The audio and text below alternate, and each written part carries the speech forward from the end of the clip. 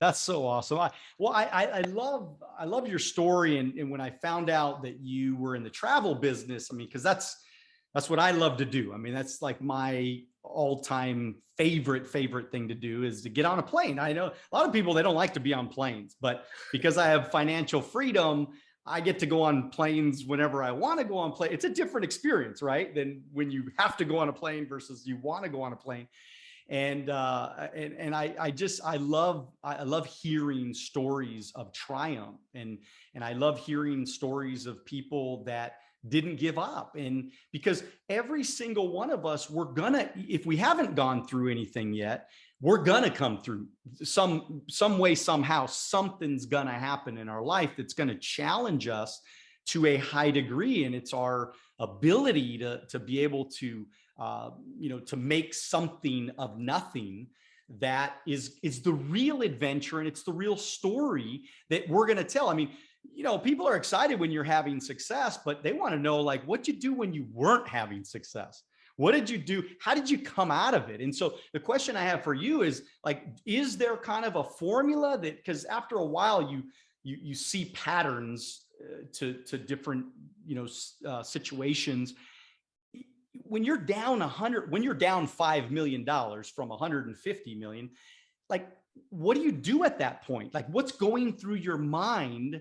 And how do you not just say, fuck this shit, I'm out, I'm gonna do something else? I mean, right? I mean, because that's what most people in the world are going to do. Like, most people don't say, I'm going to turn it around. They're like, let's BK, let's start over, let's start some other business, do what, you know what I mean? Like, so what'd you do?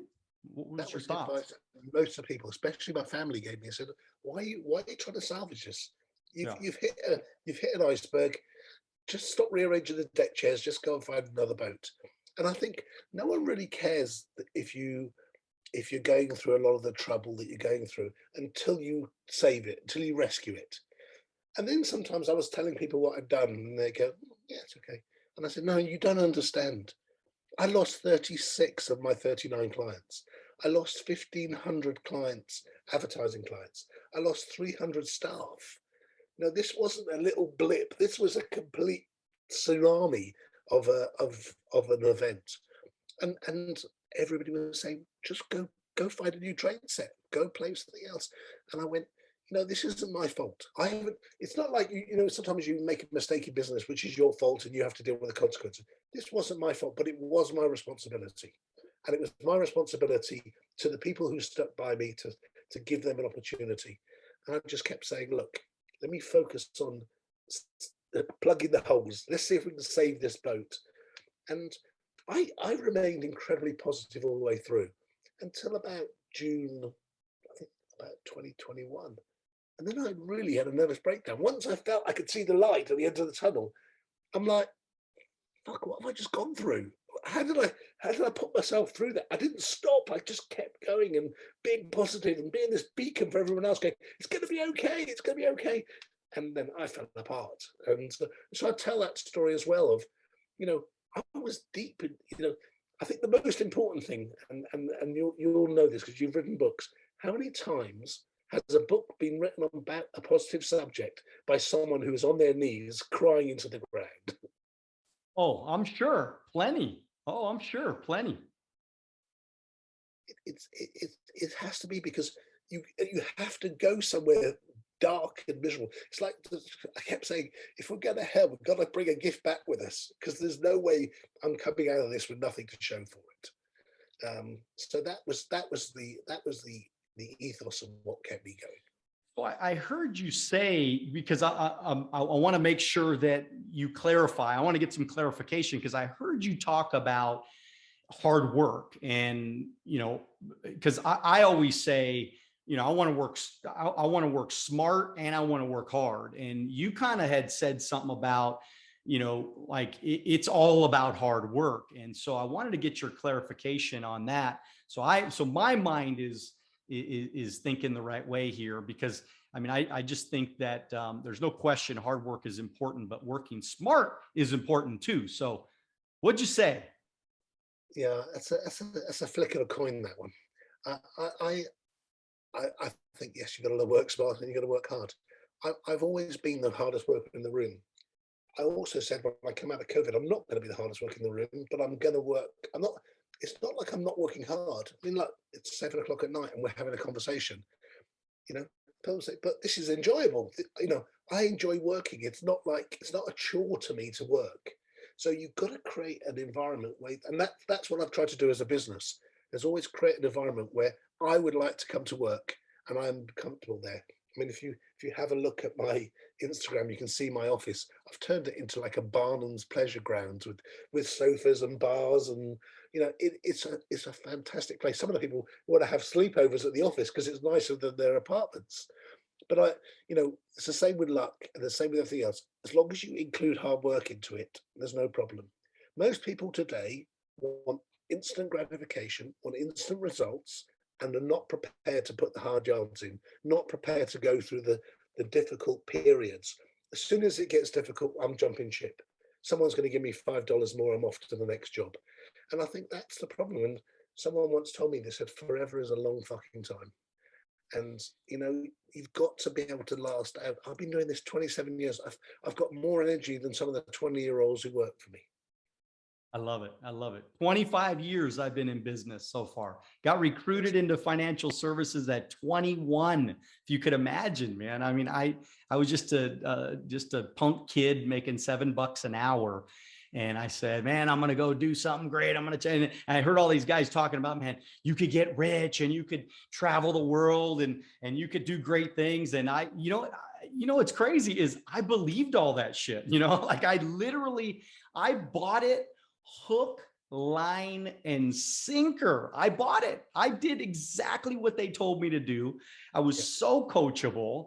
I had no ego about anything. I just wanted to win. I just wanted, I was driving around a $4,000 Nissan truck that the windows, you had no air conditioning in there.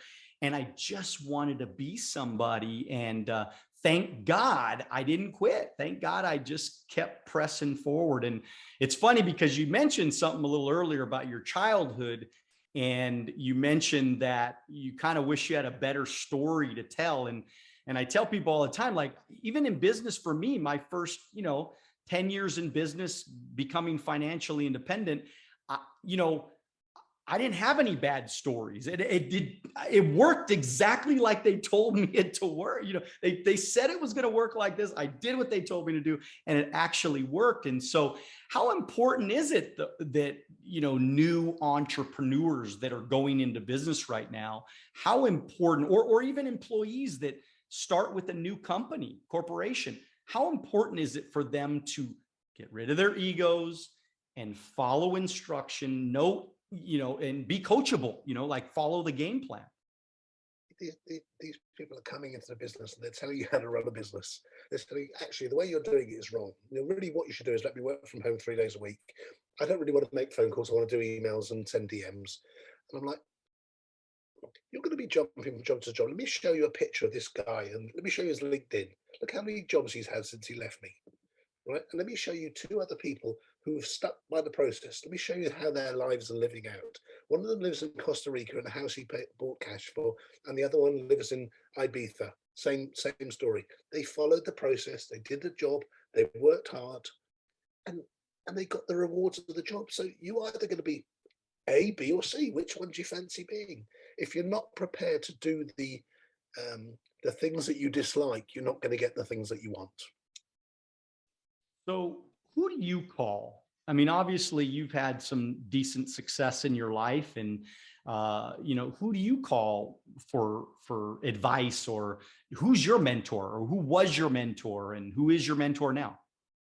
Well, I mean, during this event, I had lots of new friends, lots of people I could call. I mean, when I was negotiating, quite major deals, I'd phone Chris Foss and I say, Chris, how do I get out of this mess? He's negotiating with terrorists, so negotiating with an airline or an employee was a doddle for him.